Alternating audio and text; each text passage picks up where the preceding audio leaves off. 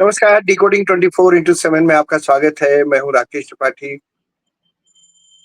बिहार में सचमुच हर दिन कई-कई रंग बदल रहे हैं और मुझे उम्मीद है कि ये वाला बिहार का जो इलेक्शन होगा, बिहार विधानसभा का, बिहार का चुनाव उसकी डेट आते-आते इतने कलर दिखेंगे इसमें आपको एकदम सतरंगी चुनाव हो जाएगा।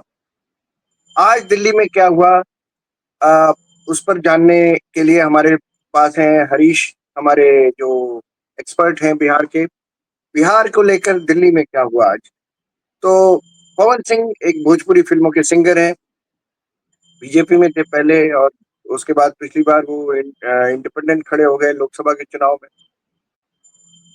हरीश हमारे एक्सपर्ट हैं, आज उनसे बहुत सारी बातें जानेंगे। हरीश, आपका स्वागत है।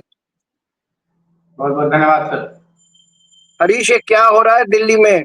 बिहार का मामला दिल्ली में क्या हो गया ये? सर मैं तो पिछले ही एपिसोड से और उसके पिछले एपिसोड से ये कह रहा हूँ कि आजकल भारत की राजनीति के केंद्र में बिहार आ गया है।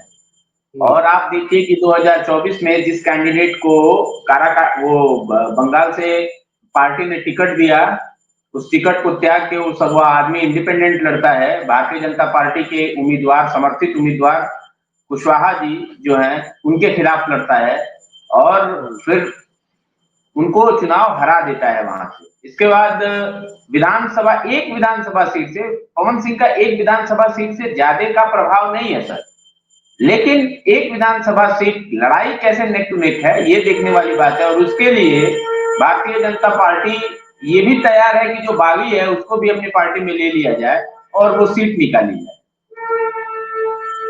सर ले दे के यानी कि मामला जी, जी, जी, प्लीज़ कंटिन्यू।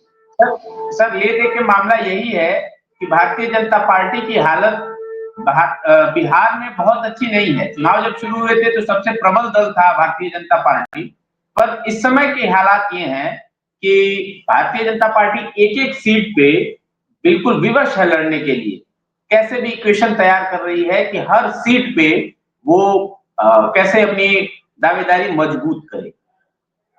इसपे दोनों एंगल हैं हरीश, मेरा ख्याल है। एक एंगल तो ये है जो आपने कहा है कि अ, बिगड़े हुए शहजादे को बुला के फिर से लाए और अपने ही विश्वस्त उपेंद्र कुशवाहा को इन्होंने बीजेपी के विश्वस्त से इनको हराया और आज ऐसा क्या हुआ कि उनको पकड़ के फिर ले आए और उनसे गले गिले-शिकवे मिले दूर किए, गले लगे और गिले-शिकवे दूर किए। तो ऐसा क्या हो गया? एक तो एंगल ये है जो आपने कहा कि हो सकता है कि एक-एक सीट की लड़ाई हो, तो हो सकता है ये तैयारी हो।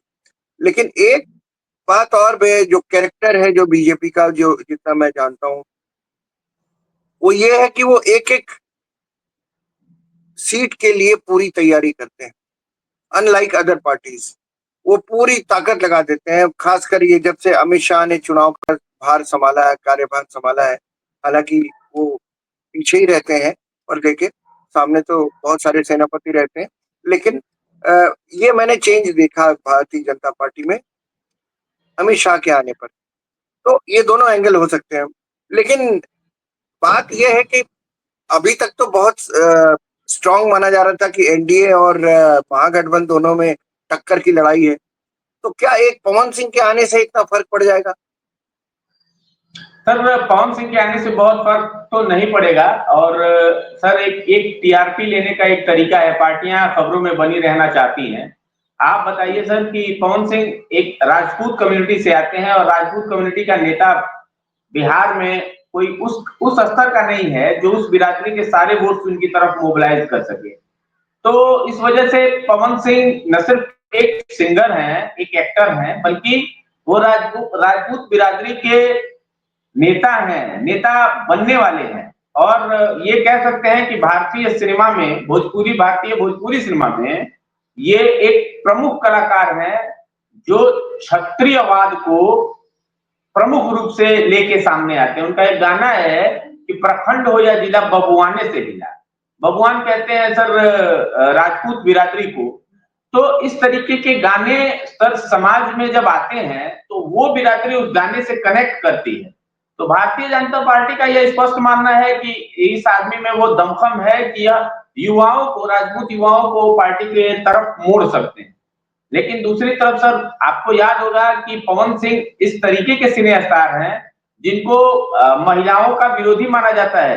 ये माना जाता है कि ये मतलब सेक्सुअल असॉल्ट की कई घटनाएं अंजाम दे चुके हैं, घटनाओं को अंजाम दे चुके। अभी हरियाणा की एक कलाकार आई थी बिहार में, और वो पवन सिंह के साथ जब स्टेज शो कर रही थी तो पवन सिंह ने बहुत गलत तरीके से उनके कमर को छुआ था और इस पे बड़ा बहुत बवाल हुआ था। तो भारतीय जनता पार्टी सर चाल, चरित्र और चेहरा की बात करती है। अब आप बताइए कि यह तो सर ये तो दोनों दो चीजें हो गई ना, कि एक तरफ आप चाल, चरित्र और चेहरा की बात करते हैं, दूसरी तरफ पवन सिंह जैसे सिने स्टार को, जो जिसने आपके उतारे हुए कैंडिडेट के खिलाफ चुनाव लड़ा, खुल के आपके विरोध में उतरा, आपकी लीडरशिप को उसने चैलेंज किया। दूसरी बात, महिलाओं में जिसकी छवि बिल्कुल ही खराब है, उसके बाद भी आप उसको टिकट दे रहे हैं सर। तो ये वो भारतीय जनता पार्टी नहीं है जिसको शायद आप जानते हो, जिसको मैं जानता हूं। ये तो कोई दूसरी ही भारतीय जनता पार्टी दिख रही है सर।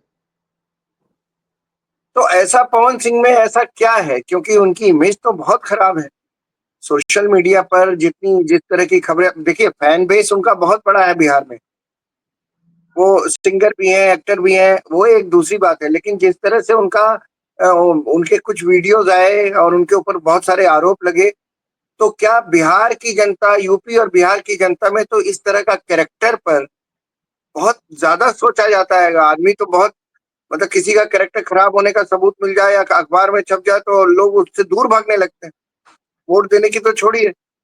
तो ऐसा क्या मिल जाएगा इनको फील्ड करने से? सर बिहार को तो सर आम आदमी और पवन सिंह में फर्क है ना सर। आम आदमी, पवन सिंह स्टार हैं, और मुझे लगता है कि भोजपुरी सिनेमा के सबसे बड़े स्टार हैं। इसलिए क्योंकि उनके गाने बहुत प्रमुखता से चलते हैं सर बिहार में, यूपी में। लेकिन एक प्रचार में एक बात कही जाती है सर कि negative publicity is also good publicity. तो भले से पवन सिंह का नेगेटिव पब्लिसिटी ही है, पर वो पब्लिसिटी को कैश करने का प्रयास भारतीय जनता पार्टी कहीं ना कहीं कर रही है। और जैसा कि मैंने आपको कहा कि राजपूत बिरादरी में पवन सिंह को चाहने वाले बहुत हैं सर। तो भारतीय जनता पार्टी उनको युवा राजपूत नेता के रूप में एक एक छवि उनकी गढ़ना चाहती है, जो, और वो पूरे समुदाय को अपनी तरफ खींचना चाहती है, जिसकी वजह से इंपॉर्टेंट हो जाता है सर। दूसरी बात ये भी है जो आपने कहा, ये राजपूत वोटों के बीच उनकी गहरी पैठ है, इसमें कोई दो राय नहीं है। और बीजेपी ये समझ चुकी है उन्हें नजरअंदाज करना ठीक नहीं है। ये सिर्फ एक सीट पर, किसी एक सीट पर की बात नहीं है, बल्कि उसका छोटा मोटा असर दूसरी सीटों पर भी पड़े तो बीजेपी को लगता है कि शायद ये उनके लिए टोटलिटी में उनके लिए ठीक नहीं होगा। आपको याद होगा कि उन्हें नाराज कर बीजेपी शाहाबाद इलाके में नुकसान उठा चुकी है पिछली बार, तो इस बार वो कोई दूसरा दांव नहीं खेलना चाहती। और सच बात ये है हरीश की, ये वो वाली बीजेपी है ही नहीं, चाल, चरित्र और चेहरे वाली। ये वो बीजेपी नहीं है। वो वाजपेयी जी के समय की बीजेपी थी, जिसकी चाल भी थी, चरित्र भी था, चेहरा भी था। लेकिन अब ये वो, इसमें येन केन प्रकारेण चुनाव जीतना है। और चुनाव जीतने, क्योंकि सबको पता है कि देश में सरकार उसी की नंबर गेम है। नंबर गेम जिसके पास होगा, नंबर जिसके पास ज्यादा होगा, वही रूल करेगा।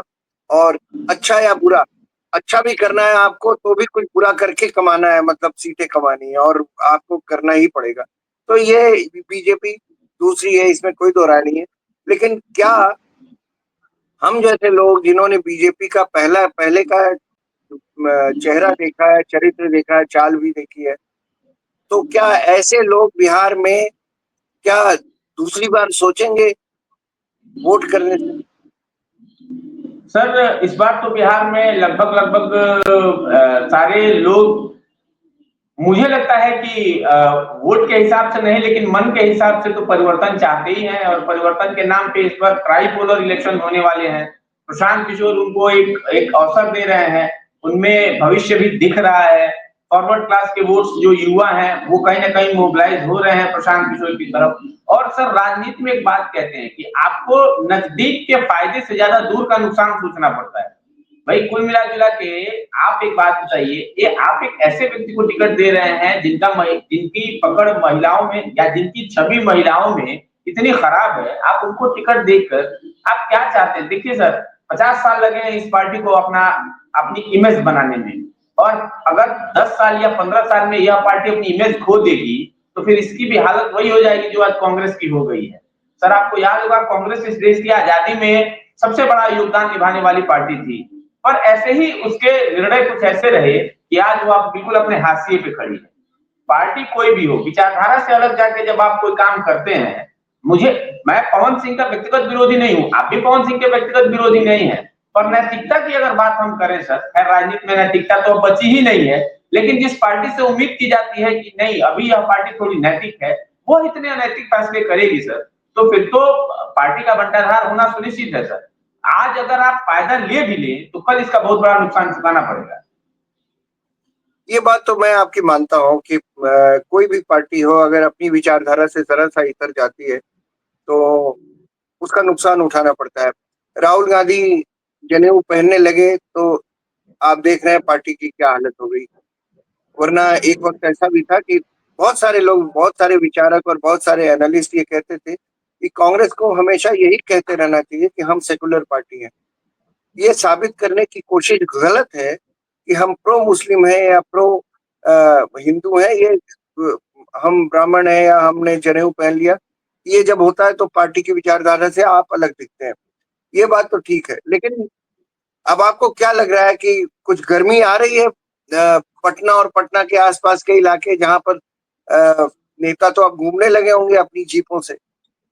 अरे सर, जो पार्टी के मेन स्ट्रीम जो लीडर हैं उनकी तो हालत पतली कर रखी है प्रशांत किशोर ने, और बाकी जो बचा हुआ है उसमें तो पवन सिंह गर्म कर ही देंगे। हॉट आदमी है, स्टार हैं, तो निश्चित रूप से खबरों में तो बने रहेंगे, पर जमीन पर उसका कितना असर होगा सर, ये तो भविष्य के गर्भ में है कि क्या वो लेकिन राजपूत होकर मोबिलाइज कर पाएंगे, ये एक बड़ा सवाल है। हाँ, मैं यही पूछने वाला था क्योंकि पवन सिंह को सिर्फ एक कॉन्स्टिट्यूएंसी तक वो सीमित थोड़ी रखेंगे। वो उनकी जो पॉपुलर स्पीकर्स की लिस्ट होगी, कैंपेनर्स की लिस्ट होगी, उसमें होंगे वो, और पूरे बिहार में घूमेंगे। तो पूरे बिहार में घूमेंगे तो स्टेज पर से गाना भी गाएंगे, ठुमके भी लगाएंगे, दिल जीतने के लिए सब कुछ करेंगे।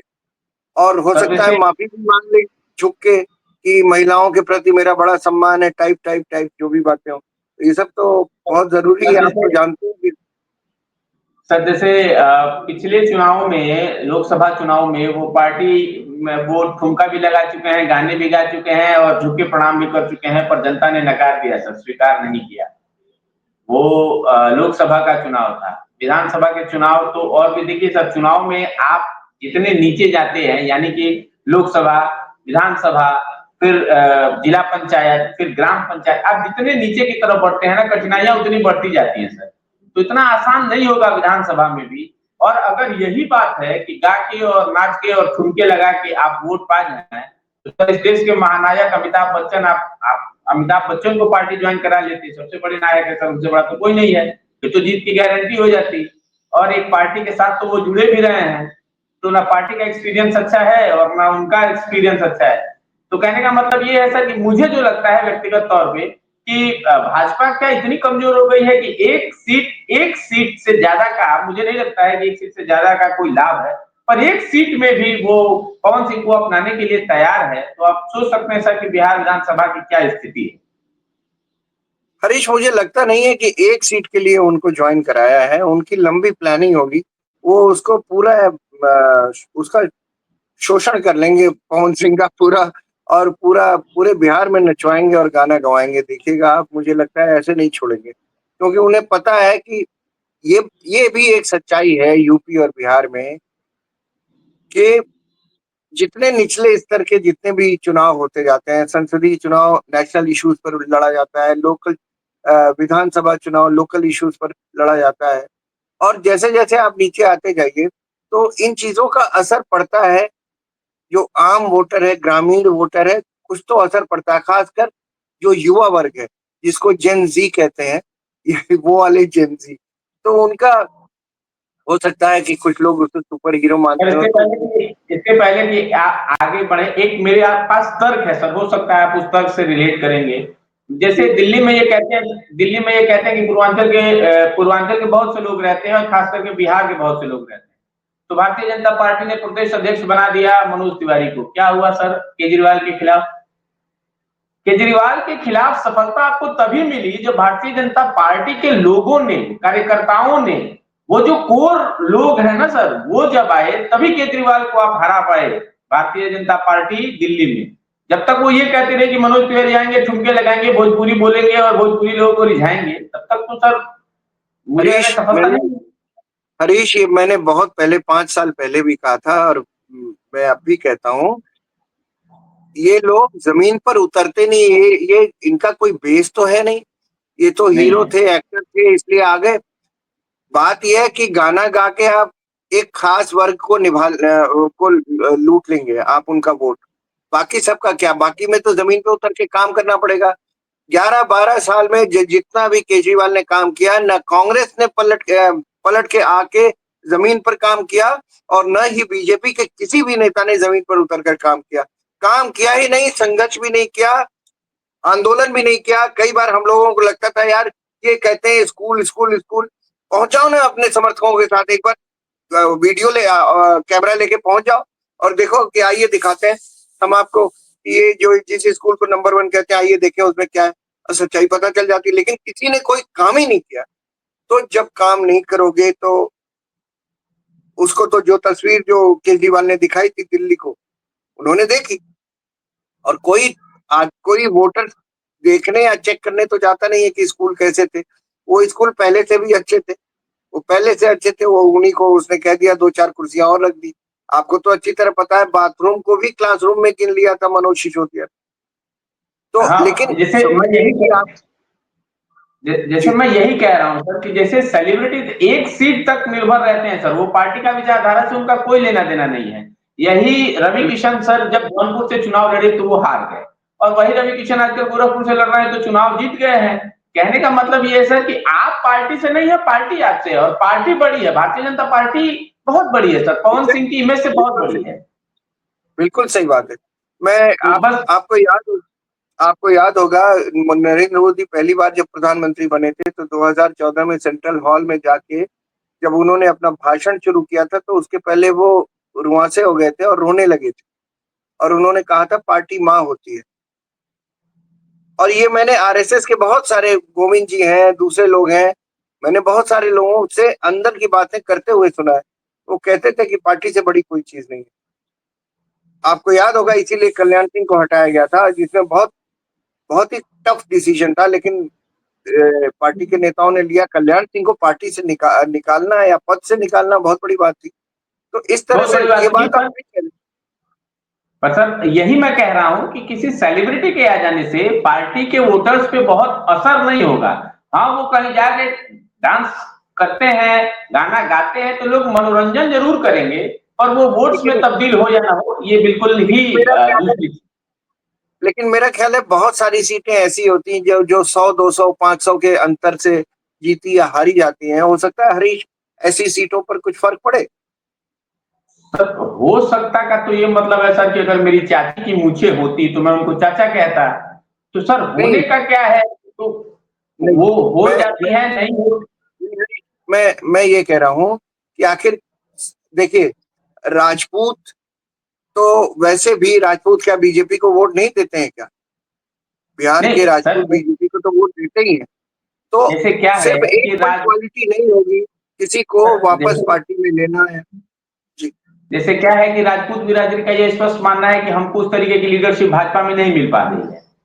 तो पवन सिंह के भाजपा में आ जाने से कम से कम एक मैसेज उनके बीच चला जाएगा कि हमारे बीच का एक आदमी है जिसको पार्टी झुक के उठा रही है, उसको जरूरत है कि नहीं भाई हमको चाहिए। नहीं, मेरा ये कहना है कि शायद पार्टी ये भी सोचती होगी कि इसको लगाने से, पवन सिंह को लगाने से हमारा नुकसान कोई नहीं होगा, फायदा हो सकता है हो जाए।